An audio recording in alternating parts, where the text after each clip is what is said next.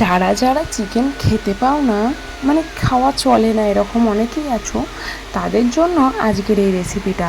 তো চিকেন স্যাটে খেতে আমরা সবাই পছন্দ করি, কিন্তু আমি আজকে পনির স্যাটে বানিয়ে দেখাবো। চিকেন স্যাটের রেসিপিটাও আমার চ্যানেলে দেওয়া আছে, অবশ্যই দেখে নেবে। আর আজকে আমরা বানাবো পনির স্যাটে।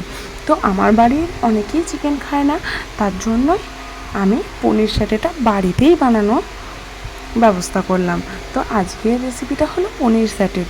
প্রথমেই আমি পনিরগুলোকে টুকরো টুকরো করে কেটে নেওয়ার পরে তারপরে ওগুলোকে কর্নফ্লাওয়ার দিয়ে ভালো করে মাখিয়ে নিলাম। একটু সামান্য পরিমাণ দই দিলেও হতো, কিন্তু দইটা আমি সেই মুহূর্তে পাইনি, সেই জন্য আমি কর্নফ্লাওয়ার দিয়ে মাখিয়ে নিয়েছিলাম। আর আগে থেকে দেখো বড় বড় করে কেটে রাখা পেঁয়াজ আর ক্যাপসিকাম ওগুলো ওর মধ্যেই দিয়ে দিচ্ছিলাম।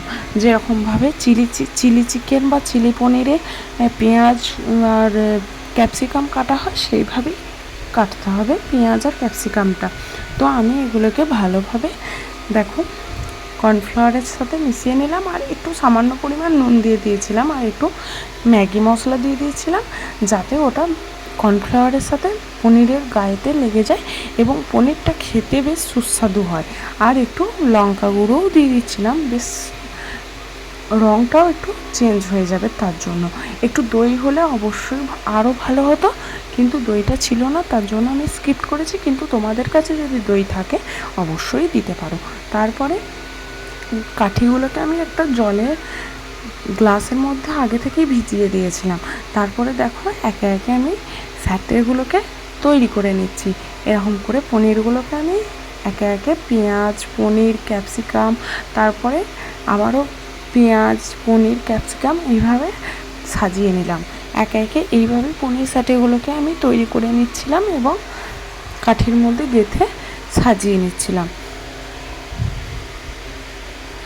তো তোমরা খুব সহজেই বাড়িতে দোকানের মতো স্বাদে বাড়িতেই বানাতে পারবে এরকমভাবে পনির স্যাটে। তো এইভাবে একে একে আমার সমস্ত পনির স্যাটেগুলো দেখো কাঠির মধ্যে ভরা হয়ে গেছে। এরপরে এইদিকে তেল গরম করে আমি এগুলোকে একে একে ভেজে নেবো। এইদিকে আমার তেল গরম হয়ে গেছে, দেখো আমি এগুলোকে এরপর একে একে ভেজে নিচ্ছি। ব্রাউন করে আমি এগুলোকে ভাজবো। দেখো আমি একটু একটু করে গরম তেলটা উপরেও দিয়ে দিচ্ছি, যাতে পনিরগুলো উল্টাতে গিয়ে যাতে ছেড়ে না যায়, তার জন্য আমি এইভাবে উপরে দিয়ে ভালোভাবে পনিরগুলোকে ভেজে নিচ্ছি। এইভাবে আমার পনিরগুলোকেও ভাজা হয়ে গেছে। তো চলো এটাকে আরও একটু টেস্টি করার জন্য, ওটাকে তোমরা সস দিয়ে খেতেই পারো, কিন্তু আমি আর একটু টেস্টি করার জন্য প্রথমে প্যানের মধ্যে একটু সয়া সস দিয়ে তার মধ্যে জল দিলাম, একটু তারপরে টমেটো সসটা দিয়ে ওটাকে একটা ব্যাটারের মতো তৈরি করলাম। ব্যাটারের মতো তৈরি করে ওর মধ্যে যে আগে থেকে পনির স্যাটেগুলো তৈরি করে রেখেছিলাম, পনির স্যাটেগুলো ওই ব্যাটারটার মধ্যেই আমরা দিয়ে দেবো। আর আমি একটু ওর মধ্যে রেড চিলি সস আর গ্রিন চিলি সসও দিয়েছিলাম, কিন্তু তোমাদের যদি ধরো সবার থাকে না সব সময় অ্যাভেলেবেল, তোমাদের কাছে যদি না থাকে তোমরা ওটাকে স্কিপ করতে পারো।